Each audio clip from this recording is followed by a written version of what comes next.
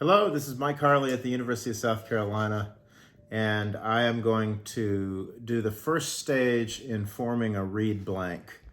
So I make reeds in two stages, at least doing this forming part. The first stage is to put one wire on, wrap it with thread, and form it, and then let it sit and let it dry for at least 2 days and ideally up to 2 weeks.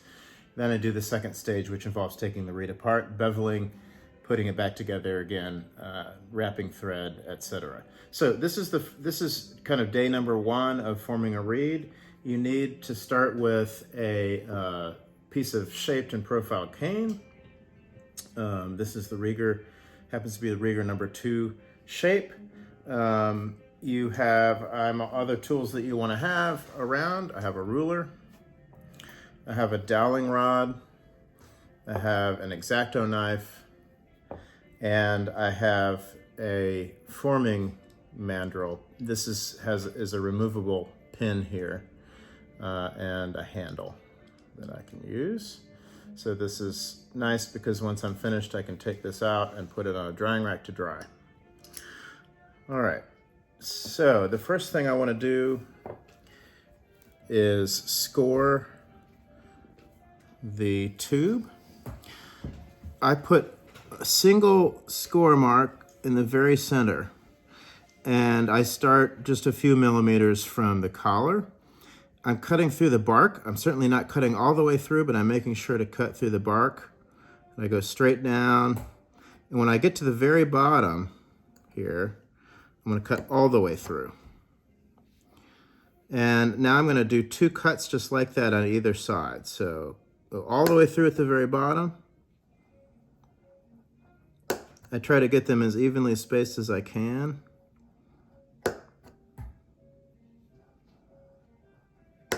So I should have 5 score marks. And it is significant. It's important, I think, to do the central score right down the middle, because that's often, if you have any cracking at all, you might get a tiny crack going up into the blade just a little bit or beyond the first wire. It's important that that happen in the center of the reed so that it's symmetrical, so that the tip opening can be symmetrical. All right, I'll do this a little more quickly here. So 1 score in the middle, going all the way through at the bottom, 2 on either side.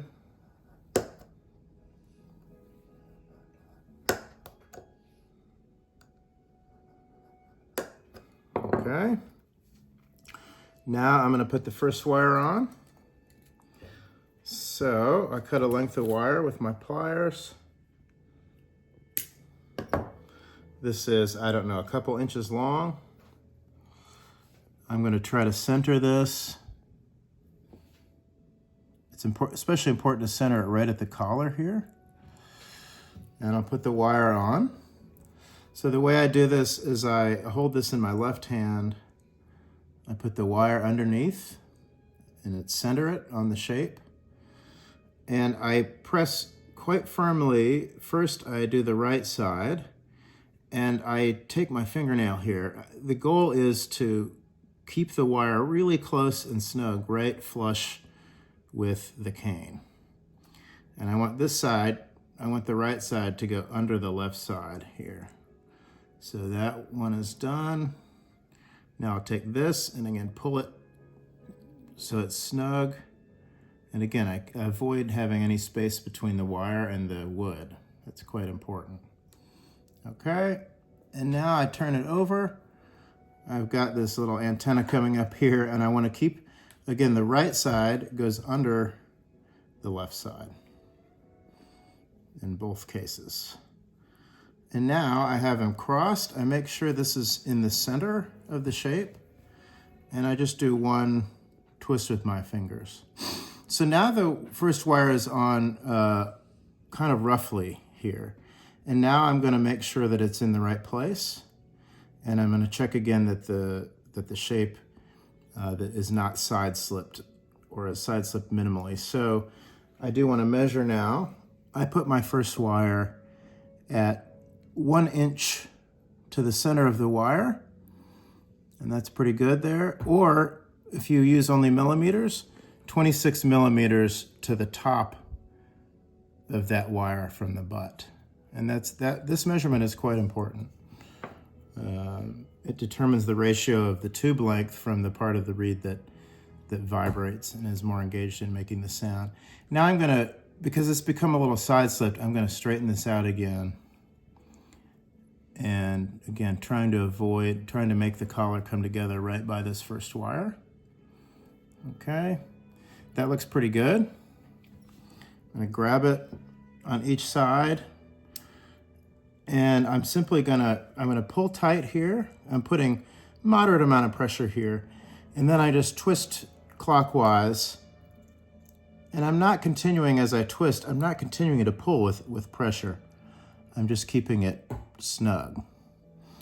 And I'm gonna keep twisting until that twist goes all the way down. There we go. And you notice the twist is nicely in the center there. And now I can take my pliers and kind of make sure this wire is right flush next to itself, essentially. Okay, looks pretty good. Twist is in the center. I'll cut this off. Now the first wire is on the reed. I take my cotton thread. You can get this at a place like Joann's. And I'm gonna wrap the thread around this reed. So I start a little bit into the blade here, just above the first wire. And you want to wrap pretty snugly here, really cocoon the reed. Now I'm below that first wire, and I do a couple layers. And when I get about halfway down, I switch directions actually. So I grab it with my thumb and then I go back the other way. The reason is that I have found that if I put this thread on continuously going the same direction, the reed can become a little torqued when it dries. So, and then I'll go back up a little bit. I've gone all the way down. I do want to leave a little bit of wood at the bottom, peeking out beyond the cotton thread. And then I'll cut this off with my knife. Okay. Now we're ready to form this reed on the mandrel tip. Excuse me. I'm actually going to grab a little water here. And I'll soak this in water just for a second here.